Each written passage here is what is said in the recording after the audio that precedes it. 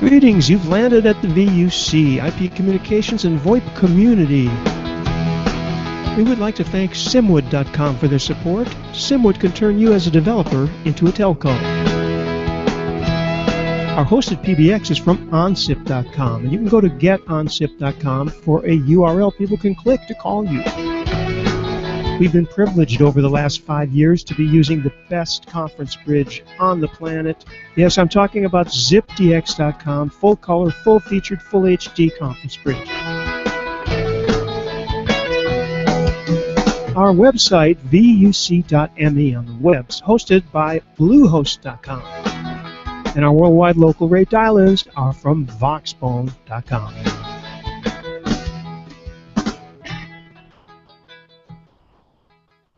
Okay, cool. And we have a last-minute topic that we decided to do because it was just right after the Signal conference, and it sounds like a good thing. And Tim was able to shake the cage of Sam Machin, and he's here. Just a second, we're going to talk about a couple of the events coming up. Also wanted to mention, and is that me with the topic thing? Let me show myself. I'm not afraid. A couple of things before the events. We'll get to that in just a second. But also, I noticed that onsip.com, who have sponsored the VUC for quite a while, have a new multi-line phone that works with their system, and if you want to try it, there's a 30-day free trial. This isn't an ad. I just happened to get this email from them, and it looks really interesting. It's free for existing clients, but I think you can go check it out. Go to onsip.com and see if you can find that, or look for their blog entry. Let's move to the events so we keep Sam awake. All right, so we're all excited. Raise your hand if you're excited about Kamailio World in Berlin, Germany, May 27th to 29th, 2015. Okay, we're all going to meet up there. Big VUC meetup with all the great folks. And Michael's hinting that I should get on to TAD Hack, which is in June, 13th, 14th of June. And that is in Lisbon, Portugal. Also, some of the same suspects will be coming.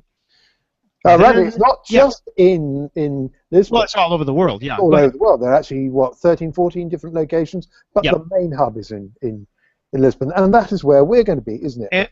And if you wanted to meet James Bodie and some of the other stars, you would have to go to Lisbon this time. However, satellite will allow us to have all kinds of things. Okay, so next thing up is ClueCon. I've never been to ClueCon, by the way. And so if you guys want to, put together a little kitty and send me something like $5,000, because I only travel first class. No, I'm just kidding. Sure. I don't fly, and I need to go on one of those luxury liners. Anyway, that would be August 3rd to 6th, 2015, in Chicago. Meet probably the same suspects again, but also... it isn't. It's the kind of American crew, whereas Kamailio World tends to be the European crew. Although Mr. Matt Jordan and I think Mr. David Duffett will also be there, right? And a bunch of people from a lot of countries. But yeah, you can meet Tony and the crew, and they are not your ordinary crew either. These are very interesting folks. Next, last but not least, Astracon, October 13th to 15th in Orlando, Florida. Once again. Yeah, not only is it in Orlando, have you seen where the hotel is? I think it has something to do with Disney, which is not... No, not Disney, Universal Studios. It's the massive hotel, which is actually embedded in the Universal Studios park. Correct. Not only can you do voice over IP, but you can also go on the Hogwarts Express. And bring the significant other and children units if you have any. So that's a good excuse to party. You could bring Tim. Or you could bring Tim. Anyway, great. So much for the events. Let's move on to Signal conference. I don't know if it's if I should ask you to talk about this first before you talk about your personal experiences. Can you give us a little background on the conference? How did you get there in the first place, Sam? I bought a ticket. It's the traditional way. Or you flew. You could. I flew, on a plane. I thought about swimming, but no. I just kind of roundabout things, but timings between jobs with contracts, and I turned to have May off. Original plan was to try and go to Google I/O this year, but I kind of didn't get a ticket for that. And then it was like, well, actually, I've kind of set aside for some flights for the flights, and I thought I'd have a week of a week of geeking. So I did Bay Area Maker Fair as well at the weekend. So I bought far too many little microcontroller boards and things as well. And then did we want to days of see Signal. those as well. Oh, they're all well. Later. Intel Edison, very cool. Oh, very cool. Also, so the basis of this conference, is following close on the heels of Twilio being acquired and so on. So this is Twilio is behind this, right? Yeah. So it's the Twilio Developers Conference they called it. They haven't been acquired as such. They just closed another round of funding. I think it's a D or an E round or something with I think $100 million in more funding. But no, they're still very much I guess independent would be the word. It's Voxeo. Is it Voxeo who? Tropo I'm sorry. got acquired. Yeah. I'm sorry. Confused. Yeah, Tropo got acquired by Cisco a week or two ago. But yeah. So the interesting thing about Twilio, well, they're a bit of a bigger bite to swallow, I imagine. But the interesting thing about Twilio's 100 million round is that 50 million of it's been earmarked to spend on their developers. So if you've got allegedly, if you've got a fledgling business that needs an cash injection, you can go to the Twilio fund and provided you're using their API and selling their minutes, then they may fund you. They talked about. I didn't realise. Was that part of? Is that 50 million as part of the 100 million, or is that? The impression they gave. Well, the impression they gave at the conference was that was separate, and they did talk a bit about Twilio Fund. So yeah, there's 50 million of VC. They've basically partnered up with, I guess, some of their VCs. I can't remember the names of some of them now. To back companies that are building or using Twilio, not even necessarily building communications products, but I guess if you're just doing something and integrating Twilio into the context, and it's also then you get a whole bunch of credit and minutes and support and. They did announce the first company. It was a conference calling company. They made a $1 million investment in to fix conference calling, which is a recurring theme. Nobody's done yet. Yeah, right. It's not conference calling that's the problem; it's the users. Yeah. Yeah, you can't fix the users, or at least it's illegal. Yeah. Not unless you're a government. Yeah. And then you can only spy on them. I don't think it's limited to that. So this event was 2 days, right? Yep. So yeah, it was a two-day event in Fort Mason, so on the waterfront in San Francisco. Big old, I think it's probably Navy base, or a former military base anyway. In a kind of hangar warehouse type space, all very draped in black, and it was a really sort of slick production. I mean, I dread to think how much they probably spent on the conference budget for it, but so yeah, there was kind of a main keynote, and then 3 little side technical tracks.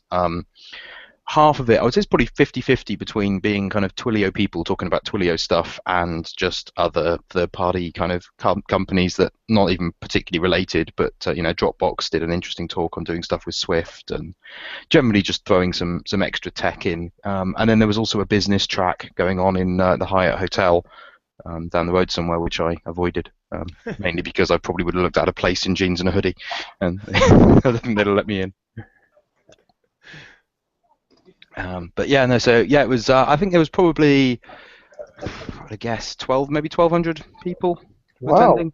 It was pretty big. I mean, the keynote was, half the hall, blocks of seats, was filled out, certainly for the keynote, and there was, people drifting around. But yeah, they did an awesome job of the production. The first night kind of party piece was a thing called Bash or Dollar Bash, which was put on by Rob Spector and his developer angel crew.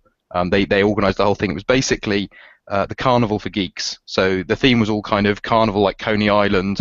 Rob was dressed as a ringmaster. They all had little top hats and waistcoats, and there was sideshows and stalls and games. But instead of them being your kind of hook a fish type games, they were games built for geeks. So there was ring toss, but you had to fly a power AR drone to get the ring on the hook with an Arduino, and Lego Mindstorm's catapults, and fill a bag with tech that cost, what was it? You had to put it in. You had 30 seconds to put as much stuff as you could off the table in the bag, but the bag had to weigh under 6 pounds, but have a value.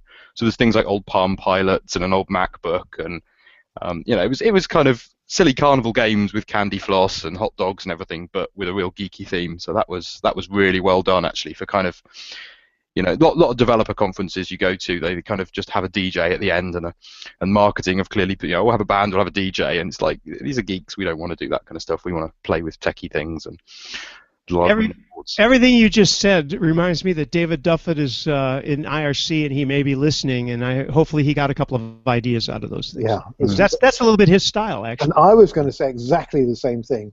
Really? Astricom with DJ and dancing with hula hoops. I wasn't going to mention the DJ part, but David does do some funny competition stuff, so he can pick some of those ideas up, especially the drones. Imagine Astricom with drones. Anyway, what was some of your favorite stuff? Anything mind-blowing, for example, or less than maybe? It's hard to say. I mean, I guess it's it's a bit hard, but it's at a core, it's voice, it's text, it's Sure.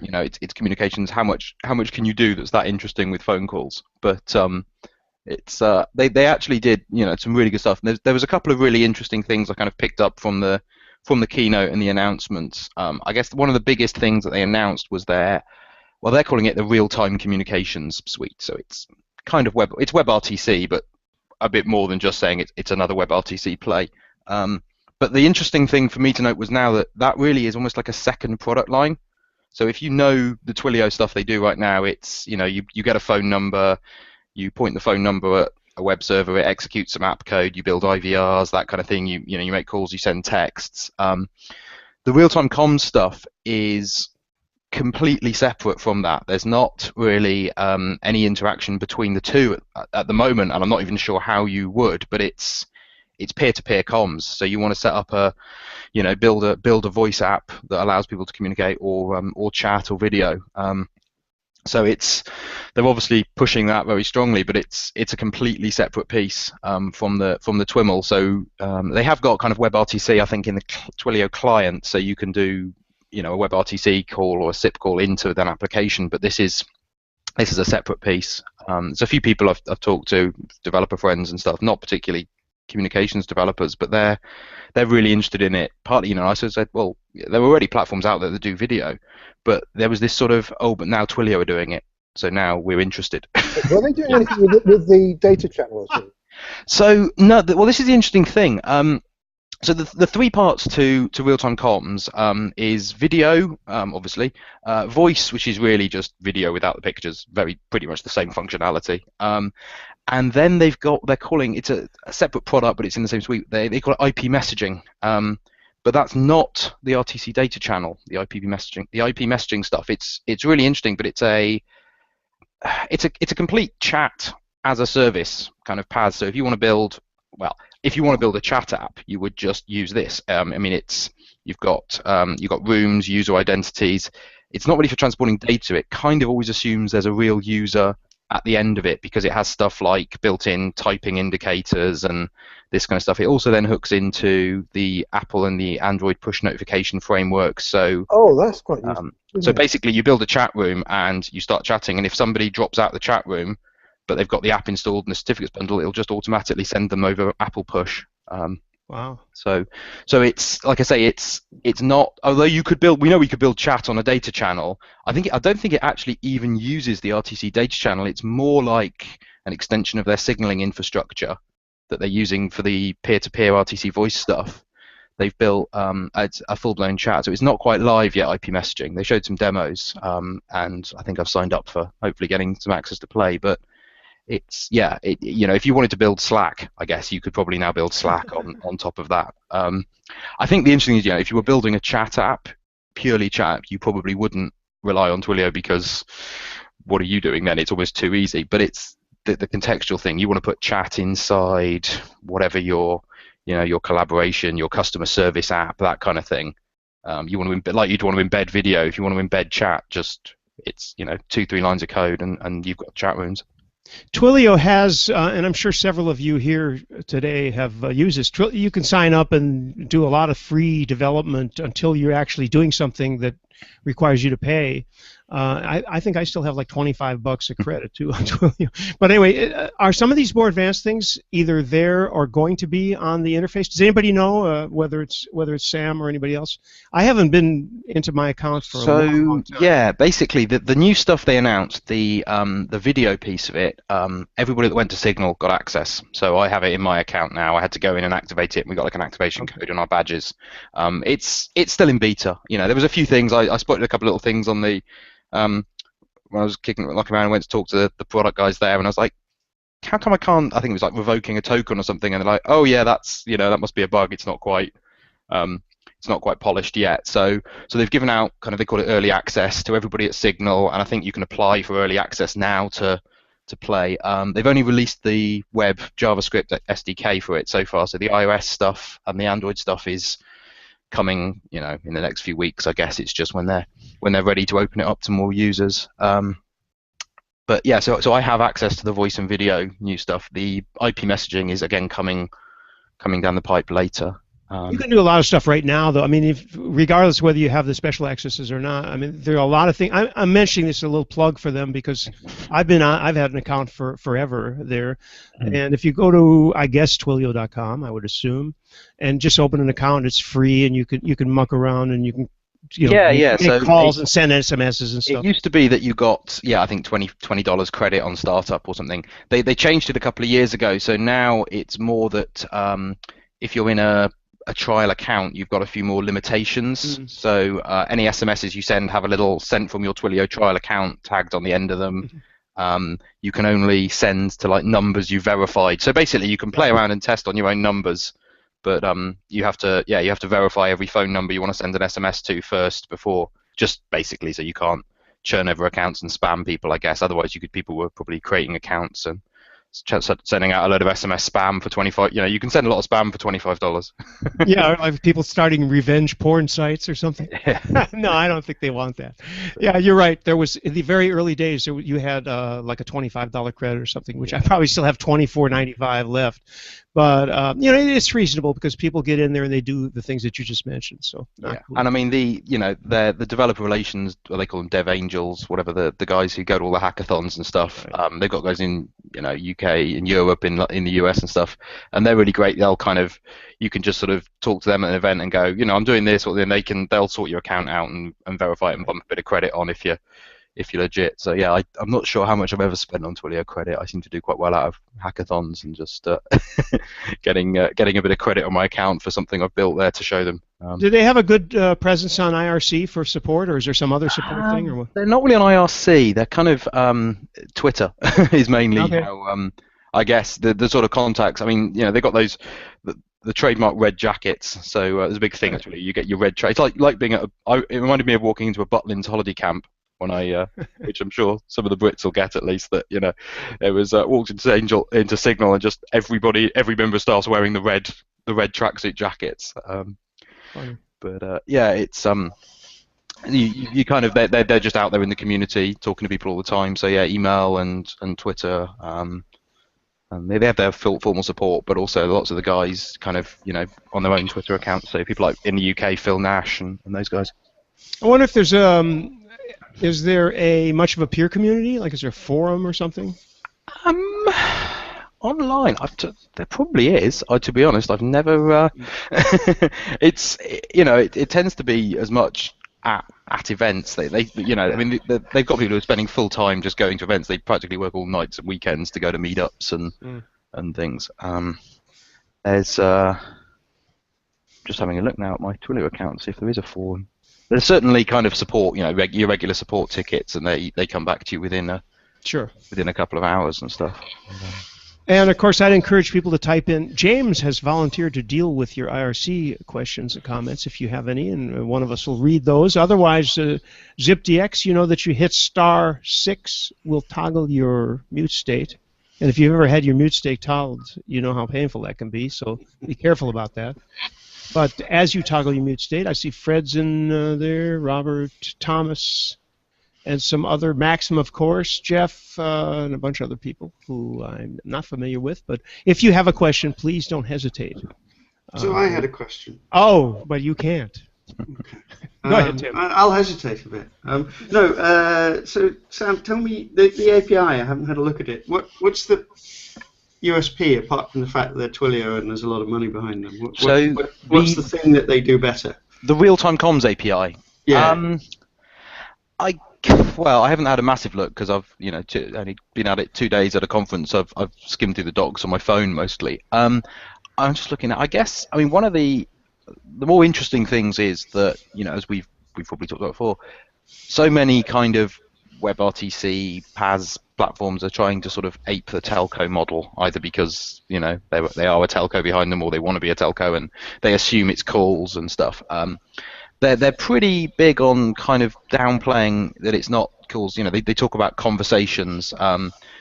The primitives they used was the idea that you build a conversation, you join a conversation, you don't make a call. They never talk about that kind of idea of making a call.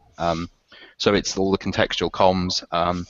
It's really, for people like us, I guess, we wouldn't notice that much difference between this and Bespoke or TalkBox or any of the other kind of ones out there.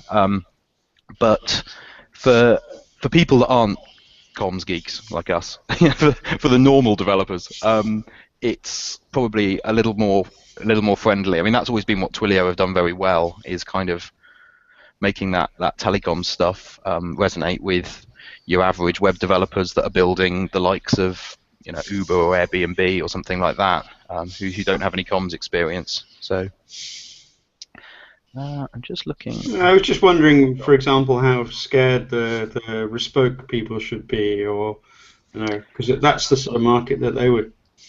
Yeah, I they're guess presenting themselves for. Certainly the kind of if you're building I guess the thing they're going to go after for this is that kind of customer service. The standard use case would be the embedded call a CSR from the website. I think that was one of the demos. They said, this is how crazy it is when you're in an app, you're doing I think it was an airline or whatever. You're in the airline app, you're going through, you want to change your flight, and it then comes up with a button that says make a phone call. And they were kind of pitching that idea that you hit the button and it connects to the company that way. So in that sense, they're very much one of the interesting things they don't have right now in any of the real-time comm stuff is any kind of MCU. So you can only have 4-party video with peer-to-peer. I think it's 4 for voice as well, or rather because they're not really differentiating between a voice and a video session. You can actually switch up and down midway. So you can start on voice and upgrade to video, and some participants can be on video and some on voice. So yeah, you only got 4-way peer-to-peer multi-party in this, which I guess a lot of the other, or some of the other platforms handle that a bit better. But interesting. So basically, it's about the fact that it's more developer friendly, and they've got all the momentum and the mass behind them, rather than necessarily any kind of technical features that stand out. Yeah, I think so. Or maybe you just haven't read that wonderful thing in the doc that tells you, and I don't know either. No, I haven't looked at the deeper level. One interesting bit I did pick up when talking to one of the guys on one of the stands who worked on the iOS piece. They've, as far as an iOS SDK, so they've added in VP8 and Opus 1.1 into the iOS stuff. So for this kind of codec, so we have got they will take care of negotiating codecs between iOS and web quite nicely. So okay, good. And yeah, they were quite kind of quite proud on that a little bit, but it's hard to get to the real kind of because I was the only telco, one of the few the few telco type guys there that's understanding some of this sort of signaling stuff and SIP and things, and they were like most of the people at the conference are companies, the web developers, the Hyatt or somebody, or the Marriott type companies who are going to be they want to be able to connect their customers to their call centers. They don't really talk, so they didn't talk a great deal about the tech. Okay, cool. Speaking of differences, I recall that Voxeo used to connect to Skype. Of course, we all know why that's not happening anymore, but there was at one time you could mix Skype and SIP and so on. Did Twilio do that? And my real question is, does anybody really care? Does it matter that it disappeared? Was anybody using it? I assume they did. But so they have they've never done Skype in Twilio. Skype is, and I think that Well, thing now that you couldn't. yeah, that thing that Tropo had was a bit of a hack anyway. It was never maintained, but yeah, we're talking they about certainly the 990 virtual numbers, Yeah. aren't we? Yeah, and I say Voxeo, I meant Tropo, obviously. Go ahead. Voxeo Labs, right. But yeah, no, I mean Twilio now, or a couple of years ago, they added to all of their Twiml product line, as I would call it, their original product line, not this new real-time comms stuff. That's all had full SIP interoperability. So you can you can obviously buy numbers and point numbers at applications, but equally you can set up a SIP trunk and just put SIP straight into Twilio as an application provider. So I've got an Asterisk PBX running on a Raspberry Pi on my desk that kind of controls my house, and that uses Twilio as an application for the outbound stuff at the moment. And I think I've got a couple of inbound numbers doing the same. So where you can use a number, you can use a SIP endpoint with Twilio. One of the interesting things that I think they've announced it a little while back, but I went to one of the sessions on it. They've got they call it elastic SIP trunking now. So previously, if you wanted to use them for SIP, you could it was SIP into an application, and you could then have that application call out to the PSTN and use them as a pseudo SIP trunk. But they actually have you paid a little bit more for that because you were kind of going through an application server. They now have they're a SIP trunk provider, which is the same as any other really. I mean, they've got probably some pretty good rates, and just because of their scale. But there was a really nice little feature they call disaster recovery. So if you've got an inbound SIP trunk to your PBX with your numbers, so you buy numbers from Twilio, point them at your PBX. If your PBX returns an error, like a 500 error or whatever, then you can actually have it fail over to a Twilio application. So you can build a little hosted IVR voicemail recorded message that runs on Twilio's cloud, and if calls to your PBX fail, they'll just switch that over to play the Twiml announcement. That's quite a nice little kind of unique selling point, I guess, for small companies that are setting up their PBXs and stuff. Definitely a good use of cloud, because previous to the ubiquity of cloud applications and servers that cost almost nothing, that was a big problem. Definitely a big problem. When your local PBX went down, you were dead. Yeah. And I mean, you can even just obviously point it at you can write a couple of lines of Twiml, their XML, and say, call my mobile. I mean, the one I'm going to do in my home PBX when I set it up is I'm just going to have it so that if someone calls my home number and the PBX is down, it'll just redivert and call out to my mobile. And I guess you can use it for overflow. All our agents are busy, that kind of thing. So if both your phones are tied up, you just return the relevant error to. I mean, they are talking about expanding it, I think, with kind of the ideas of putting capacity on. So yeah, if you've got more than 20 calls on the trunk already, then fail over to this Twiml application or stuff. So they seem to be kind of that's almost another line, I guess, another line of business being just a SIP trunk provider. I mean, I think it's more that kind of this was stuff they already had for their own PAS, and they have the scale to be able to offer it as a product. But there's some nice little features in that. I think somebody should start a site and service called YourCallIsImportantToUs.com. So if you've got overflow, you just send it over there, and some generic we'll get Allison to say your call is important to us. There was the one that James posted a while back. There was she posted that recording of starts off with your call important, and she's like, no, the call isn't really important to us. Let me tell you the truth. I've got the recording somewhere on SoundCloud. But nobody gives a crap about your call. We keep telling you. To us. Yeah, no, she's got a couple of really good ones of those. There's that one, and there's the other one about calling Carl. Brilliant. Yeah, that's a great one. Is there a number? Somebody, we won't wait on this, but if somebody could come up with that in the IRC, there must be a public SIP URI you can call, or even a DID in the States that you can call to get that recording. That's fantastic. I used to have it on Tropo, but I don't think I do anymore. Oh, it's on SoundCloud, isn't it? She published it on SoundCloud. So Yeah, you can rest assured, because Ken Rice is listening to this, before the end of this broadcast, it'll be set up.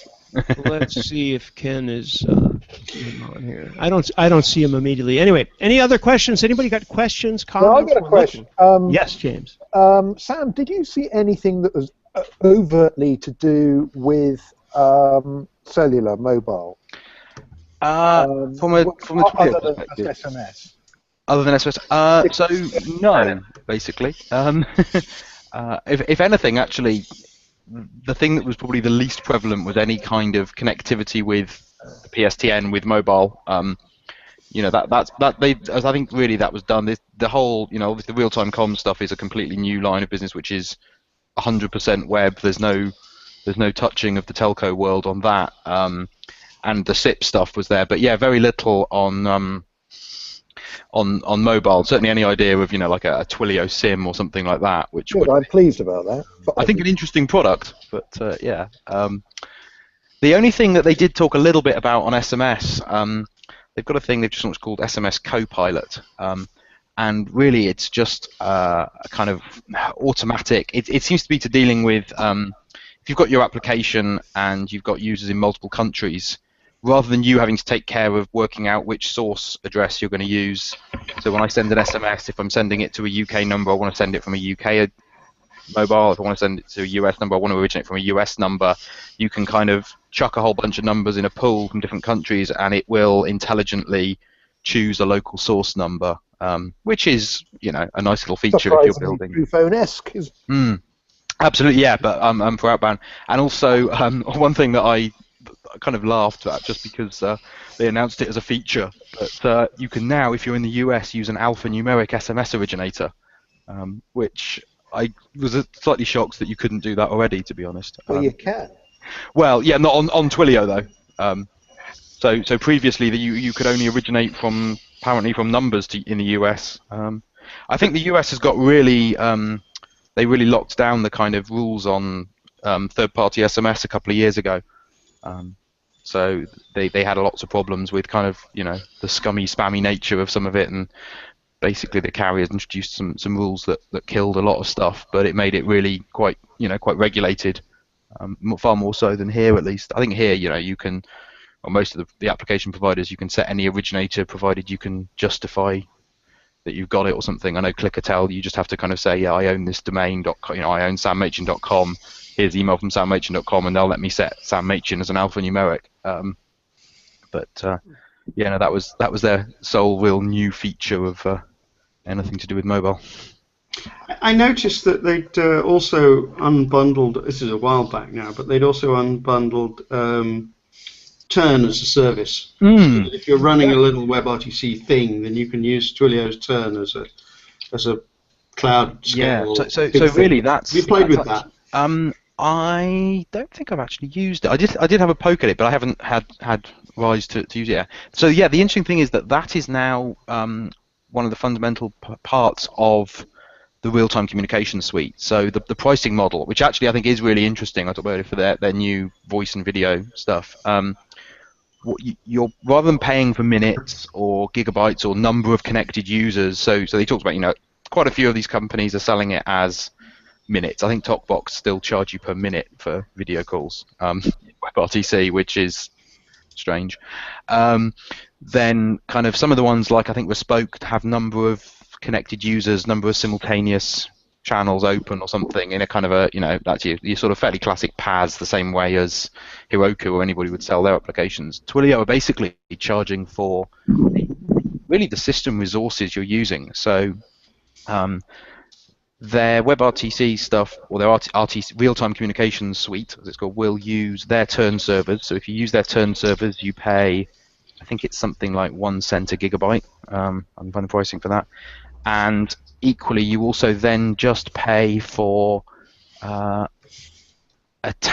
users that when they attach. So there's no time limit, but basically when you create a user so you create a conversation for free, and then you add users. So every time you add a user, I think you charge 1/100 of a penny or 1/100 of a cent for that, and then you pay for a signaling event. So pay for a call setup, like an invite or something, again at 1/100 of a cent. But it's broken down into some of the fairly primitive, you know, really it's what it's costing them. I guess it comes from their kind of the co-founder Jeff is an ex-Amazon guy, so I think he worked on AWS, and they were very you know, so it very much apes the AWS model of, well, that's what the resources cost, so then we add our markup and pass it on. But the nice thing with that is that it opens up to building some more interesting applications, I think, because you can build stuff that that doesn't work with the standard minutes model, but you want to build an application which has a very long-lived connection, but actually is very low volume of traffic or of actual voice going over that, won't cost you as much because you're not paying per minute. Yeah, I mean, I certainly had that. The design for Yopet, I had to change that to fit it into Respect's billing model, because the easiest thing to do was just have all the parrots online all the time. But it turns out that that's an expensive thing to do. So it's better to have your parrot available on demand. Yeah, Tim, and you can share parrots then. You realise this is the 5th VEG on the trot. You've got the word Yopet. Well, you've got TruePhone written underneath you, and we've talked about TruePhone already. I don't see a problem here, James. Haven't we outlawed Yopet by now? No. Well, actually, that's what we want. We want a bit of publicity from being outlawed would probably be good for me. But anyway. Yopet is marvellous, though. But, anyway. But yeah, no, it's that kind of thing that the applications. If you're billing something in a telecoms business model, you can never build is telecom style applications. Whereas if you're billing something in a web model, which is the system resources you're using, and also I think that's really smart because there's far less encouragement to port out and build your own. A lot of these services like Bespoke and stuff, you think, yeah, that's great, we can scale up, we can do our own thing, but at some point you'll hit a cost point where you'll go, hang on, maybe we should just run our own servers. If they're basically just looking at the cost of running the servers, and I mean all of Twilio I think runs on Amazon. I mean, you can see they talk about their data center locations and everything, and it's basically they're in every AWS region. So for things like media and media relays and stuff. But yeah, so if they're built on top of Amazon, and they're probably getting a far cheaper deal from Amazon than I could for a long time. So may I pose a question about the audience? Yeah, sure. And that is, one of the things that I've been looking for, and I'm not a developer, so I'm at arm's length from it, is finding out how these general web developers are receiving all of this. And somebody said over Twitter, I think yesterday, that the conference was thought of as being pretty epic. Does that track with what you were seeing? I mean, how were people responding, reacting, this sort of thing? Yeah, I mean, I guess the thing that Twilio have done very well from day one is kind of resonate with the let's call it the startup hacker Silicon Valley San Francisco community. Everybody knows all the hackathons at the event. Hackerspace kind of guy. yeah. So they've definitely got that kind of I suppose it's presence of mind. I mean, I think. From day one, their entire marketing strategy has basically been to go to hack days and get developers that way. I think I remember talking to somebody a couple of years ago. They said around, by going to hackathons at the weekends and getting developers playing with Twilio, these developers are then going back to their day jobs in big companies and taking it in kind of that way, rather than trying to get some sales guy that turns up and has a meeting with an engineering manager of a big. Someone like Marriott or something, if they can kind of convert the Marriott's web developers on the weekend with beer and pizza and T-shirts, then it's a lot cheaper. I think that's true of a lot of things, though. I mean, if you look at things like jQuery or Google's Go language, I mean, nobody's actually ever tried to sell it. It's being used all over the place. Yeah.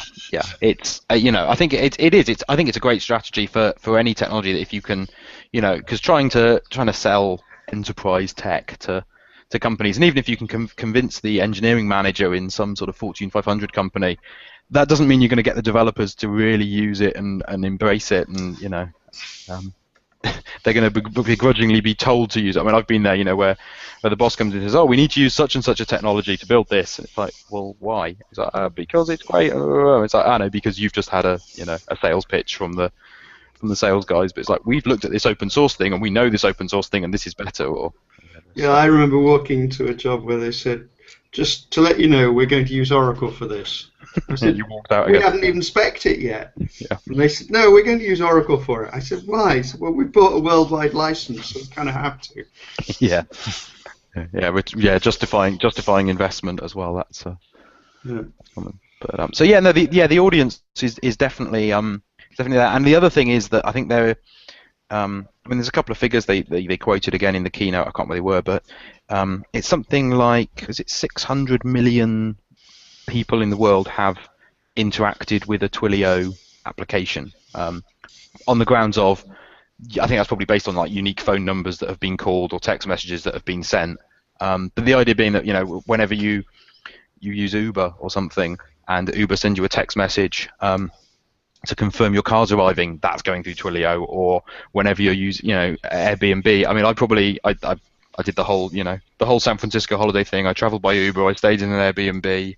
And probably did a couple other things, and all those text messages and stuff will have gone through Twilio. So I think, you know, lots of people are using them and they don't know about it, but that way they are that go-to platform for every Silicon Valley startup. Yeah. Interesting. I mean, I remember when I was looking at this that some of the VCs were nervous about you basing your business around a single vendor like that. That, you know, you're saying, well, what happens if they go away? But I guess they've now had so much investment and got so much momentum and volume that probably doesn't apply anymore. Whereas, you know, the smaller players, if you're always a bit nervous that. What was the recent one that got bought? Was it they called Ad Live that got bought and shut down? You know, there's this thing where there's that syndrome where you get a startup that you really like, and then somebody buys it and shuts it down because they're not the developers. Yeah, the acquihire thing. I think the other interesting thing is that, you know, I've talked to a few startups about building on top of platforms, and there's two things. That there were so many companies a couple of years ago that really got burnt because they built their entire business on top of Twitter. And were 100% reliant on Twitter for their business case, and then Twitter changed the rules, pulled the rug out from under them, whatever. And there's, so I mean, yeah, that's definitely a bad thing. The difference being building it on top of an infrastructure company, you know, and I think Twilio is still very clearly in that we're an infrastructure company. They're not gonna get into, you know, they're not gonna start running black cabs around San Francisco or anything to take over Uber. They're a supplier. They're never gonna be dealing with end users. You know, their customer numbers are still going to be measured in the probably hundreds of thousands, if that. They're never going to get to millions of individual users. And it's the same with AWS or Heroku or any of these guys. You know, that their business is in being a platform. So if they take the platform away, and if you're using their platform, using their product, if they take the platform away, they don't have a business. So I suppose there's the. I don't think that's true for AWS, because I mean they are part of Amazon. Well, yeah, but I mean, although AWS is probably big enough to, you know, the most likely thing there is more likely that it would ever get floated off as a separate business rather than ever, right. You know, Amazon aren't going to get necessarily into whatever I say, Amazon aren't going to get into your business. Do we even know how profitable AWS is? I mean, it seems to me it's like a side business, but is it incredibly profitable? Because it's interesting. So one of the keynote speakers actually at Signal was Werner Vogels. I can't say it properly. The CTO of Amazon. CTO of Amazon. Yeah, he was the kind of opening keynote speaker. He's also the world's greatest tech Bond villain. He just should be, you know. He always has a black suit. He's got a Dutch accent. Big guy, shaved head, beard. He needs the white cat and the hollowed out volcano. Mr. Bond. Yes. He's very funny. I accidentally got a restaurant recommendation from him, and which involved me going straight through the Amsterdam red light district. So I don't know whether it was a prank or not, but. So there you go. But yeah, no. So he was, yeah, and obviously he talked, you know, a fair bit about. It was just that kind of that opening inspirational keynote. You know, the business is software, it's platforms, it's this. But I think AWS is, you know, is now far bigger than just running Amazon. I think Amazon.com, as we know it as a user of AWS, is probably tiny compared to, you know, the rest of AWS. The other interesting thing I've seen with Amazon is, and from people that have worked there. Profitable is interesting because they're always, whenever the profits start to climb, they have an attitude of they cut the prices. So they're always so focused on the bottom line that their strategy is to be a small margin, high volume business in everything they do. So if AWS is making money, that's why they'll then cut the prices so that they'll make a little bit of money on it, but on a massive scale. So they're always very watching the pennies, I think. It's funny that other people get into the business of whatever the name of that is, where you've got the humongous network and a bunch of servers. Cloud, I suppose. Yeah, Yeah. I hesitate to use that word, but yeah. So it's kind of funny because there are a bunch of major players. Google does it, of course, too, and a bunch of other people.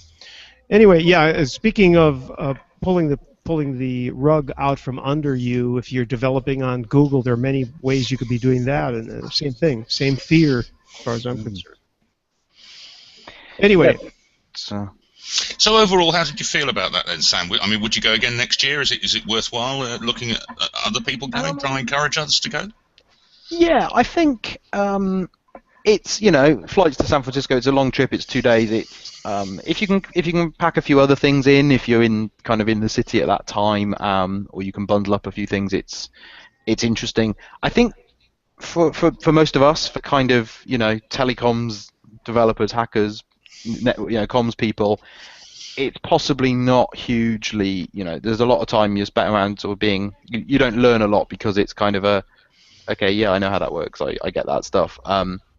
You know, you can watch the keynote remotely. I mean, the thing for me that was quite useful is, you know, I've built a lot of stuff on Twilio, was that access to being able to talk to people. I actually managed to get hold of one of the guys who deals in the carrier ops team who deal with all their SIP interconnects, because I've been trying to get the diversion headers for UK numbers, and kind of they're now big enough that you go through support and you get a sort of first line thing, and it's like, because they're used to talking to web developers, and I'm like, no, I want to talk to somebody about the SIP headers you're getting from one of your carriers. So I've got that access to talk to somebody that kind of, you know, talk to somebody that can understand the stuff I'm banging on about. So that was useful. And if you're building stuff on Twilio, definitely, it's definitely worth going and getting that understanding. And you get some nice freebies. So I got the T-shirt, and somewhere, where is it? I got a rather hang on, rather awesome. I like the graphics that they use too. And Mike can use those. It's nice look, nice logo. Oh, the Signal one. Yeah, it's kind of arky. But yeah, no, and it's rather fancy.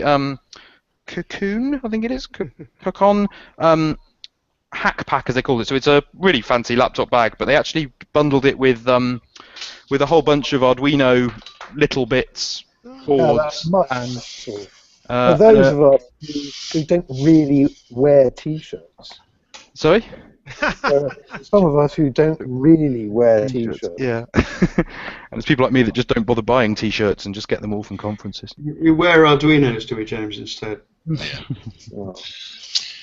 Which must bring us onto the next thing that Sam's already mentioned. What Intel watts have you got?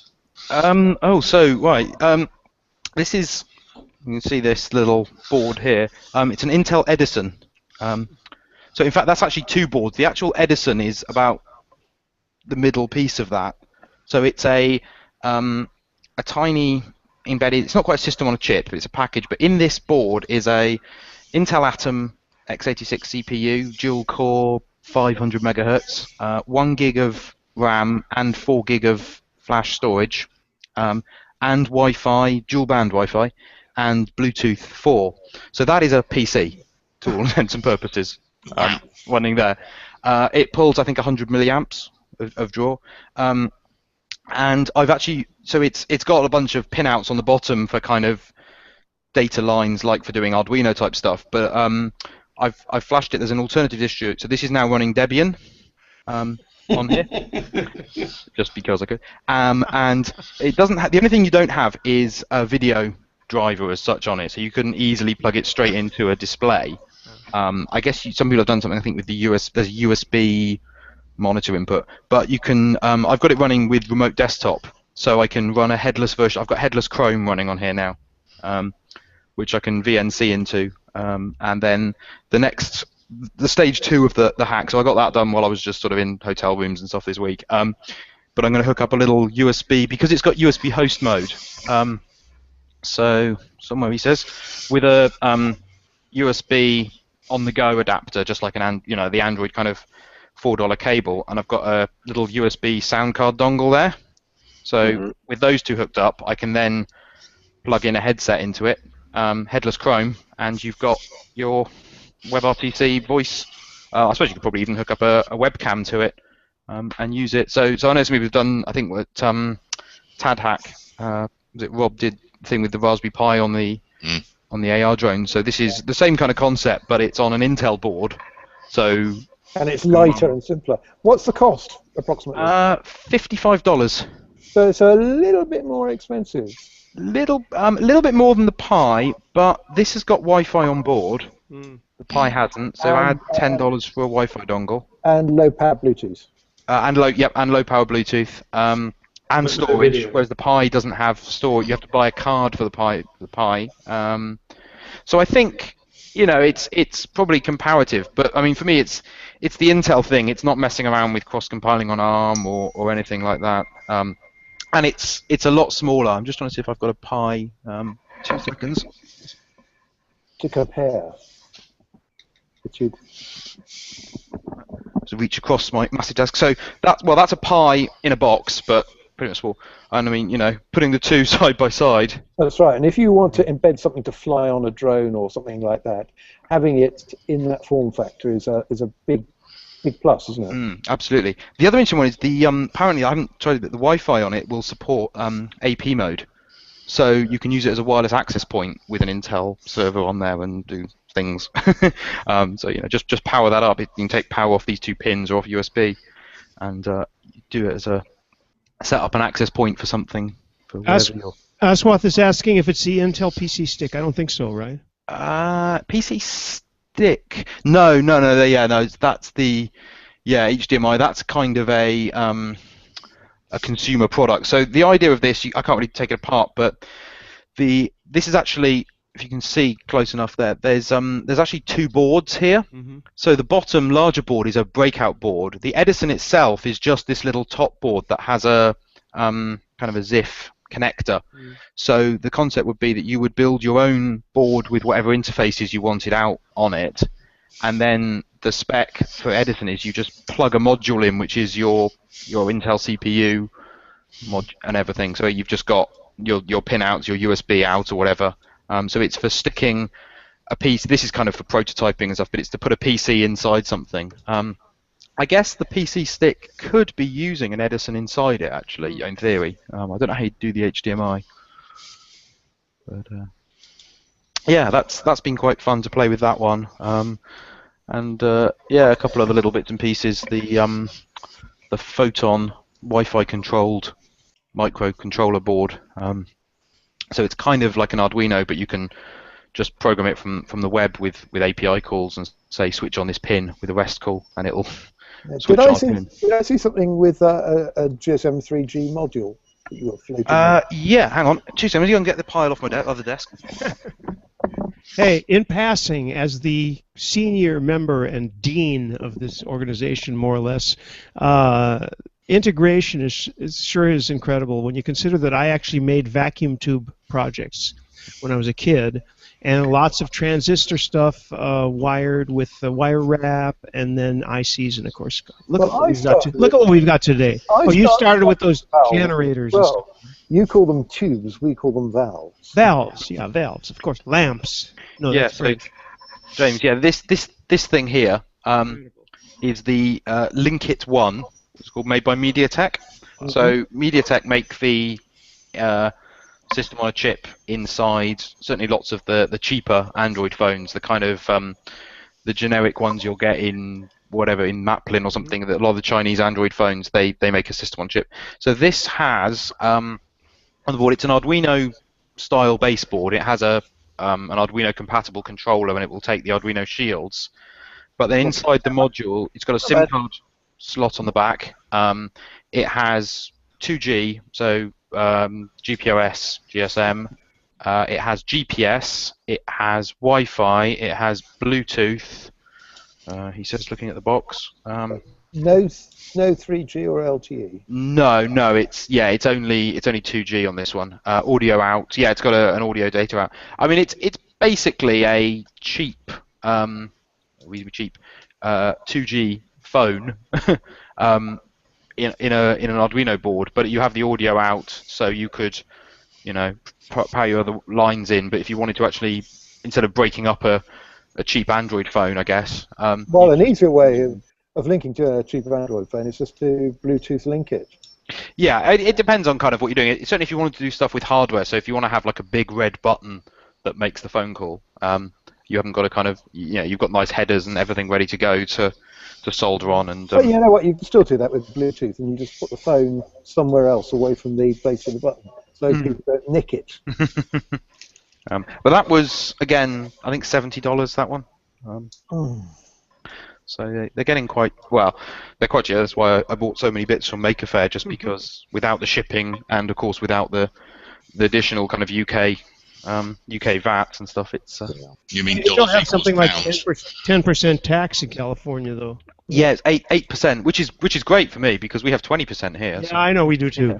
Yeah. And you go somewhere like Montana, it's 0%, which is... Yeah, Las Vegas. Yeah, so the one thing that puts me off about that is the size. It's still too big, and I want to get to something that'll fit inside a car wing mirror or something like that. With 3G. Yeah. So so there's this. The next one. This is the Photon, which is made by a company who've just rebranded from. They were Spark.io, and they are now. I can't remember it. I want to say Photon Pulse. I'm going to have to look them up quickly because they literally rebranded. I'm doing it now. If you go to Spark.io, Particle, that's them now. Particle. Yeah. So if you look at Particle's site. So they'll have Neutrino next. And Yeah, this little board here. So this is actually mounted on a cheapy, standard Android breadboard. But this has 8 pins on each of the outputs and Wi-Fi on board. So you can wire straight on. So this is the one I was saying and it has a connect over Wi-Fi to their kind of cloud service that will then you can make a webhook call and switch a pin live. But the interesting thing being that's their second gen Wi-Fi board, the Photon. The original one was the Spark Core, but they have one coming called I can remember their names. Electron, that's the one, which is a 2G, 3G cellular version, which is only slightly longer. It's basically about 50% longer than that, looking at the picture. Okay. So it's still a DIP package. Well, another alternative for sorting out the cellular access actually is just to use a little Huawei USB dongle. Amazing what you can do with one of those. Yeah, especially if you can flash them to do voice as well. Which they all support. Well, I think most of them support voice anyway, don't they? You usually have to flash the ones that you get from the sort of generic carrier. If you get a Vodafone one or something, it's turned off in their firmware, so you have to reflash them with the generic firmware. Who would take a Vodafone Huawei dongle? Well, yeah, but you can pick them up cheap in CEX for about £7 and then take them home and flash them as well. Exactly. Second-hand recycled USB dongles is the way to go, isn't it? Well, the newer ones aren't so much because the newer USB dongles are all hardware. They're based as Ethernet kind of interface. They appear as now, which is not as easy to program and control from a board. You know, Sam, you are setting yourself out to be everybody's dream partner for the hackathon, aren't you? Oh, I wondered where you were going with that, James. I'm married. But... Turn up with your box of bits. Yeah. The team would be you, Sam, and Tim in the same team with the hardware. We've been a team. Yeah. Yeah, but you probably end up fighting and squabbling over bits, wouldn't you? Yes. No, so yeah. Parrots and drones. Parrots and drones, or Parrot drone. I've got a Parrot drone here somewhere. I've got the rolling spider somewhere. Again, another prize from a hackathon. I did. Right. Side drones. And is your jumping bit still jumpy? Tim's got the jumping sumo, hasn't he? Yeah. Yeah, but it broke very sadly. I fixed it though. Oh, did you? Yeah. I got the repair kit and fixed it. Oh, right. Well, it's one of the things Parrot's killer business model was not selling drones, but the fact that they'll sell you all the spares for when you break them and crash them as well. I should say I saw a talk. There was a hacker giving a talk at IT Expo this week in Manchester. Sammy Kamar, I think he's called. And he was talking about one of his hacks was to steal drones with other drones. So you can send out a drone with a Wi-Fi virus. Oh, okay. I thought it had like a big claw on it, kind of. No, you fly into range of another AR drone, and you hijack it, and so he claims he can make them flock. Excellent. So Okay. what do you do then with Yopet if you've got a flock to speak to? Yeah, people keep asking me how do the dogs get their pack. You know, they have to use the right paw print on the screen to round up their pack.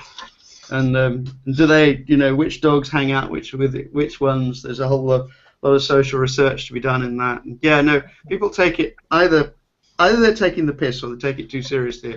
There's no happy medium somehow.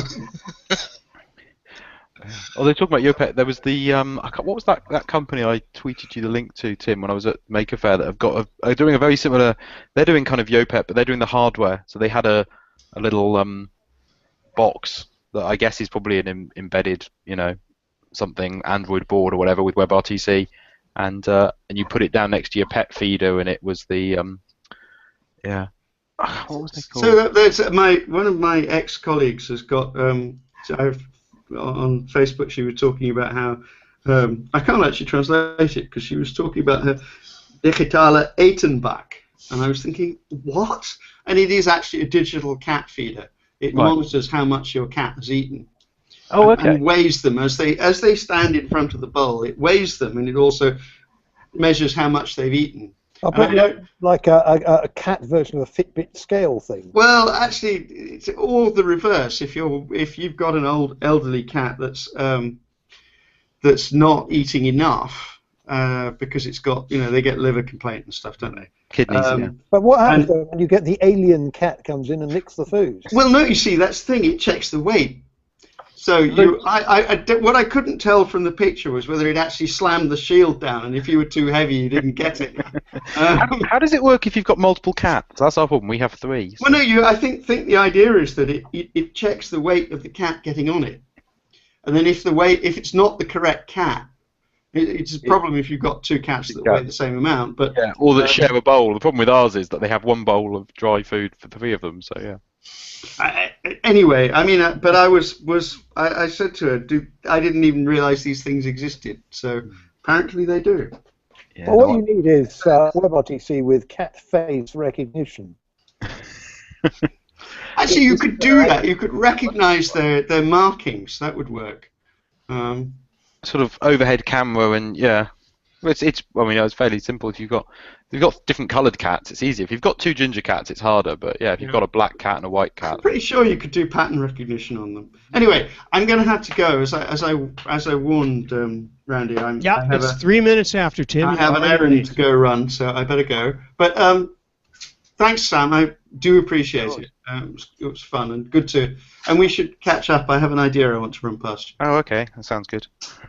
Cool. Well, it might be terrible. Have a good evening, Tim, and thanks for the suggestion. Right. It was great. And Sam, I hope you would consider hanging out with us from time to time. It's really interesting. What are you doing for TADHack? What am I doing for TADHack? I haven't really. Again, or do you want to come over to Lisbon? My plan is, I think, probably to go to Lisbon, just because actually. Oh, great. It's cheaper to go to Lisbon than it is to go to London for me. And it is. And faster, probably. Certainly when you check in the hotel. I mean, I live in Bristol, so I'm about 2 hours west of London, or just outside Bristol. And a train to London's going to be £120-something for the weekend, and then a hotel. Yeah, Lisbon, I can fly. Hotel for Lisbon is €50 a night. Yeah, they got a special deal, so you should. Oh, is that for the TADHack hotel? Yeah. Oh, come cool, to TADHack. I'll have to. In fact, it's to be honest. Now I've just got back. I've got a list of other trips and things to book. And Lisbon is the next thing I need to book because I've suddenly realised it's June and May's disappeared. that and finding some work, of course, as well. But well, another reason to come across to that is that it's about 100 metres away from a certain company's Lisbon engineering centre. No. I wonder what company that would be. That's Nokia, isn't it? Well, no, it used to be Nokia Siemens Networks, but not anymore. Okay. Anyway, so we're at the hour here. Let's see if there's any final questions or anything, and then we can go to the mature audiences version in a second. Now that Tim's gone. No, I'm kidding about that. Anybody looking at ZipDX? Anybody want to unmute? *6. Go ahead. Otherwise, I see nothing on IRC. David Duffett has posted a breaded cats thing here. They're still looking. By the way, they're still accepting Astracon. He's, because it's quite a ways away, is still accepting proposals for presentations. Dangerous demos. I don't know whether we've already put the dangerous demos in for Astracon, but or is it taken as read now that we're going to do it? Wait, Maxim just unmuted. Maxim, anything? Or was that an accident? He hit the key by accident. He hit *6. He really did by accident, I think. No, I don't know what he's doing. On a cell phone, you don't do that by accident on a mobile. No, I guess not. Also, yeah, if anyone within the sound of my voice has hesitated for the fee of Kamaio World, which is next week, starting, what, Wednesday or Thursday in, must be Wednesday in Berlin, I have a free pass you can get. You still have to get to Berlin. Or maybe if you're in Berlin, ich bin ein Berliner, you can get that. But as I warned everybody, you need to be on IRC and tell me that you want that free pass. So with that, I'll be watching IRC. Other than that, I typed in your URL, Sam, into IRC, but we could say it again, Sam Machin. I'm going to spell that for everybody who's listening. That would be SAMMACHIN.com. And that is in French. Yeah. Randy? Very cool. In French, it means machin, which means kind of thing. Thingy. Yeah. Sam Thingy. Thing.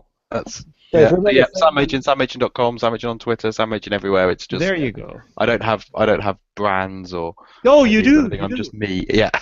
Well, that's a very Googleable name compared to a lot of names. Yeah, like Andy Smith. Look at poor Andy Smith. It's quite nice that I can usually, whatever service I sign up for, I can always get the username on there. Just about. There's a couple of ones I think I got beaten to that I realised I just wasn't quick enough. I think Instagram or something. Wow. That's amazing. I know, anyway, I'm behind the times. Anyway, again, I am publicly inciting you to come back and talk to us. Yeah, David, I said that Matt is going to be at Kamaio World, and so are you, David, correct? Is David going to be there as well? I thought I saw that he was. Oh, other interesting people. I've just seen that Sherman Scholten, the infamous Sherman. Sherman is going to be there. Good, I'll meet him. Yeah, because I've talked to him many times. I've never met him in person. Actually, Sam, if you got nothing to do next week, come to Berlin. We'll get you a conference free. I think my wife might have something to say about that. I've just got back from 10 days. I'm just looking at the diary. Yeah. Bring her. Yeah, bring her. It's beautiful in Berlin. City break. Segway tour. Yeah, you forget she works for the NHS. She doesn't get time off. Oh, right. Yeah, she's a doctor. So. Okay, we're going to close it out. Everybody stick around if you want. We have a private session we're going to get into if you feel like it. Other than that, if I don't hit the 400 hertz thing and I turn up the volume of this should be the outro music.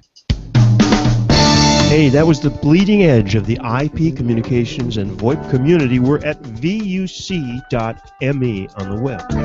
Thanks to Simwood.com, who can turn you as a developer into a telco. Our host at PBX is provided by onsip.com. The site at vuc.me is on bluehost.com. We use zipdx.com for our wideband, full-featured conference bridge. And our local rate dial-ins are from voxbone.com. Every Friday, 12 noon Eastern Time. See you next week.